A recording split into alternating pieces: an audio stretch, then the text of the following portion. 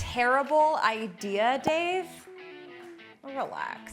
We're gonna tell you how many times we've had to replace the carpet after, or getting them in and getting them out. And getting them out. Hi, I'm Sarah Karakayan. And I'm Annette Grant. And together we are Thanks for visiting. We've been hosting for well over a decade, welcomed tens of thousands of guests, and earned thousands of 5-star reviews. Our portfolio continues to bring in over 1.5 million year over year, and supported not only by the industry's leading brands, but also some of the biggest media outlets.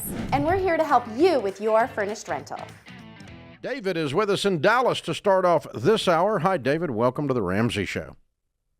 Yes, thank you, sir, for having me. I thought he was talking about himself in third person at first. I was like, David's with us in Dallas. That's the name of the caller. Okay, gotcha. sorry. He does have a good voice, though. I kind of like his have a really podcast good voice. voice. Good job, Dave. Sir, for having me. Sure. What's up? Yeah, so just quick context. My wife and I, when we were engaged, did FPU. That was 6 years ago. We are now $5,000 away from being debt-free, aside from our mortgage. Way to go. Just $5,000. Yes, thank you. Just $5,000 left of my student loans.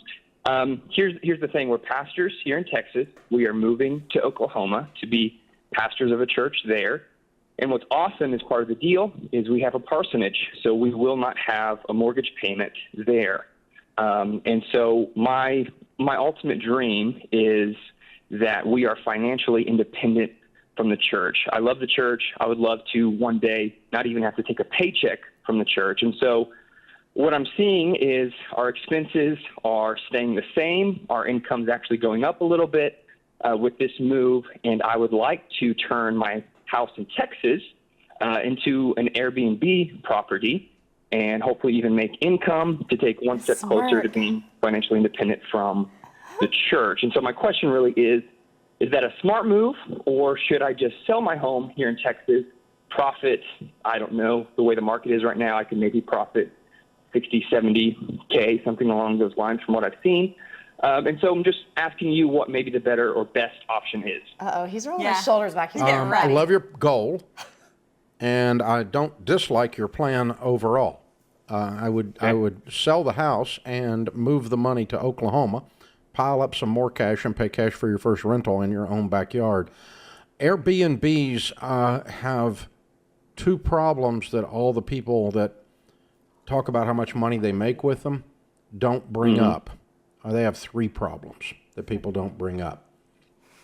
Problem number one, there's a ton of hassle, a lot of details, a lot of work involved in getting the people in, getting them out, getting them cleaned, all that kind of stuff. Like probably 20. To be fair to Dave Ramsey, there are a lot of Details? there are a lot of people out there that spew theories that this is easy passive income. Oh, it's not work? It's right. But it's work. It is work. No, for sure. He said there's a lot of work. Yes. Yeah. Okay. Yeah, but so in that regard, is it a lot of hassle? It's work. No, it's hospitality, not hassle. Right. Just reframe it. Yeah. 25x a normal rental, because you'll have multiple renters in a single month, right? And so you've got maid service, you've got a higher level of maintenance, you've got a lot of work involved in managing and messing with them. Okay, so a lot of hassle. Could I speak? Go ahead. So sorry to interrupt. Can I just speak to that? I do have family here in Texas that would be managing the property. And so I kind of have a little bit of a built-in system, which is a bad idea. Oh my God. You're taking advantage of your family. Okay, I'm telling you, Airbnb. Tell me who your first cleaner was, or your first cleaner A was. sister-in-law. How'd that go? Great. And then I paid her. I did not take advantage of her. Right. Because nowhere does the caller say that he's not going to pay his family. He He says, just said bad idea. bad idea, done, Bad idea. terrible. Airbnb, the hassle factor is very high. There's great money, but the hassle factor is very high. So if you want to do an Airbnb, it needs to be in your backyard. Problem number one with Airbnbs. Problem number two. Do the hassles go away if it's in your backyard? I don't know. And was the details or the hassle the problem? Or not being in your backyard? All of it. Oh, okay. Because he said there's three problems. Let's see. Two with Airbnbs is you have a lot of extra maintenance. People tear the crap out of your property. Nobody talks about that. That's the dirty little secret of Airbnbs. You're constantly buying carpet. You're constantly buying paint and drywall repair. Because they do not take it. I don't care how big a deposit you get or how much screening you do. It's not their house. Okay, I have a question for David Ramsey. Have you ever managed an Airbnb? Getting new carpet, I don't. How many times have you replaced your carpet in your Airbnbs? Never. How about drywall? Maybe you might want to do Freshen carpet it up. cleaning or freshen it, but you've never had to replace carpet after, I guess, or pay for drywall repair. Never. Paint, yeah, you should freshen it up and repaint. And, I mean, there's some normal maintenance that has to take place, but not after each and every guest. He's making it sound like you have to bring in new carpet after every guest. Every single guest. And so you're going to have a high level of repairs and maintenance, which is part of that hassle factor. The third thing that nobody's talking about is several areas are now passing zoning prohibiting it. Right. And so if you set your whole model up only on Airbnb, you could have the rug jerked out from under you. If the only way the deal works is Airbnb, don't do the deal because it might not be available to you. Now, if you want to run the hassle for the extra money and run the maintenance for the extra money, you'll make more money. But it's a lot of work. He is saying you'll make more money. Yeah. There's going to be more work. So I will actually agree with But that. usually when there's, what's the saying? Like, when there's more work, there's more money. What's it called? It's like sometimes when you have to put more into it, like you get more out of it, right? Sure. Move the money to Oklahoma, whether you're going to do a straight rental or whether you're going to do an Airbnb, because it's in your backyard and you're going to lay your hands on it, and you are a man who controls your destiny. You don't ask your first cousin to do it. Yes, sir. That's what I would do if I were in your shoes. But I like your overall idea, but let's just pay cash for a rental and go that way. Christina? Yeah, I've talked to a lot of Airbnb owners, and it kind of does feel like a part-time job for a lot of them. It is. It is a part-time job. Like, you should just know that. Yeah, I it don't is a part-time understand job. why you think you don't have to do any work. To give them credit, again, there are people out there spewing that this is like this easy passive thing. You just throw it on Airbnb, and it's like, so like, I do want to give them a little credit. Like, we're probably not being loud enough, Annette, as thanks for visiting, like sharing that, yes, it is a part-time job. Yes, there are details that you have to manage, but you will make more money. And but the one thing I cannot get on board is the extra maintenance. I'd argue that there's actually less maintenance. We're in our property. I mean, we have about 6 to 8 stays a month. So we're inside the property 6 to 8 times a month, whereas you have a long-term renter. And having it professionally cleaned 6 to 8 times a month. There is no way a long-term rental is having their home professionally cleaned 6 to 8 times a month. And here's the deal. The outlier situations where there is a terrible guest that does not great things to your property, it is such an outlier that because the Airbnb, if we're going to talk about Airbnb specifically, is built on trust. The guest has to get 5-star reviews as well as the host has to get 5-star reviews. I also have an issue with the whole how he's like, if Airbnb is the only way that you can do this, it's not worth it. Where I disagree. Like, if this guy lived in his home, it's probably he already knows the property very well. I'm sure has equity in it, and if he could actually have another. But he has an exit strategy before selling. Yes, exactly. He can go from short-term rentals, and it's like, if it is a hassle, and having his family manage it while he's paying them to do so is more than he can handle being in Oklahoma, then he can then pivot to a long-term rental strategy. That doesn't work, then you can pivot to selling the property. So if zoning were to change, there's also midterm rental strategy. You have the furnishings. If this gentleman was living in the house, it might be a good place to live. And so a midterm renter might want to live there too. So he could adjust the strategy. And when he's saying problem number 3 is zoning, the gentleman already owns the home. So it's not like he's creating a new product. Like, if it's not available, then he can't just sell it. Yeah. So it's kind of a problem. That's And you get 6 of them, it's a full-time job. Yeah, and I agree that having your family do that would kind of be taking advantage of them, especially if you're not paying them. If they don't get a cut of that. He didn't say. The need for doing an Airbnb goes away. Yeah. Wait, what is it? The need for doing an Airbnb goes away if you pay them to manage? I don't know what that part was. People pay me to manage their short-term rentals. Yeah. And they've been still doing make it for money. years. Yeah.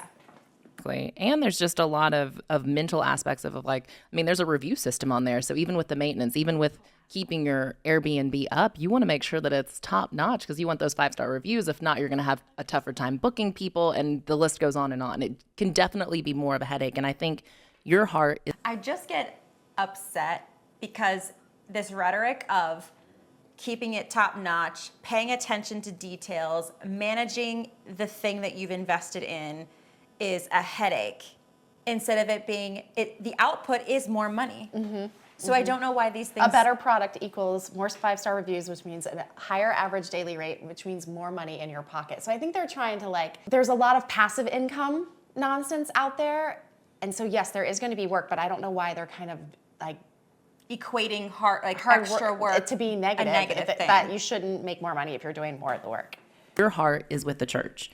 You ultimately want to pour your heart into the church. That's why you want financial independence, is so that you can love on people better. And if you're stressed out by this basic other part-time job, that's not going to be the best use of your energy. Yeah.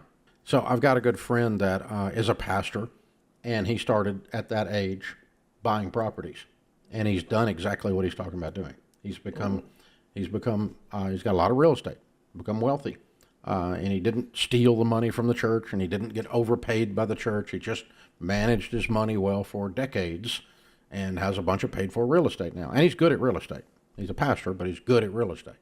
And so, he's managed the properties well, and it's like his little side job, so to speak. He just said job. He just said job. I guess I just don't understand the message that Dave Ramsey is sharing. Because it seems like these 3 problems with owning an Airbnb that no one talks about only exists if your Airbnb isn't where you live. If it's not in your backyard. But I mean, or if it's paid for in full with cash, that these issues don't exist. Also, and they're going to happen with long-term rent because he wants them to pay cash for his next rental, which is going to have a long-term renter, which is going to come with work and maintenance and potential hassle. And he said his other guy, it's his part-time job. Part-time job. Which he's really good at. What do you say, 6 to 10? What do you say? 6 would be a full-time job. 6, no, for the Airbnbs, but he just said his pastor owns so many long-term rentals.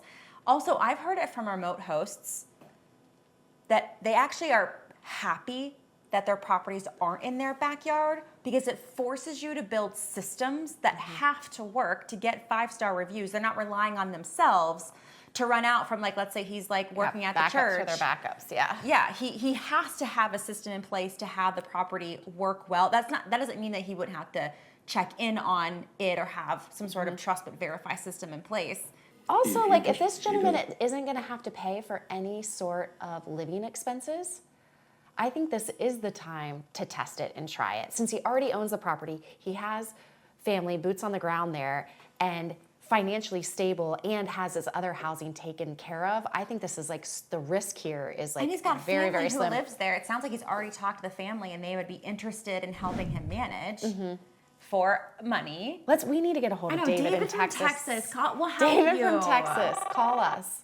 I can't even count. I'll need to go back and say how many times Dave said hassle, but we can take the hassle out of the checking in and the checking out, getting them in and getting them out. Your house rules need to be dialed in, so make sure to click the link in the show notes and we'll give you a copy of our house rules. One of David's biggest hassles, he might be thinking, might be parties, although they don't happen half as often as people think they do if it's managed correctly. So you should check out our video all about how to avoid parties in your short-term rental. If you're like David from Dallas and you still want to start your Airbnb, make sure to check out our video on the 10 beginner mistakes. Listen, if you have questions about whether short-term rentals are right for you, or you want to learn from someone who's been doing it for years and years and years, can actually tell you if there's going to be carpet replacement and drywall repair after every Buy stay. new paint every time. We have something very similar to Dave Ramsey's call-in show. You can go to hostinghotline.com and you can call in your question and we'll answer it on our podcast and help you that way. But you really should be getting short-term rental advice from people who share. Our short-term rental experts. Dave is a financial expert. Come to us, short-term rental experts. We got you. And with that, I'm Sarah Karakayan. I'm Annette Grant, and together we are. Thanks for visiting.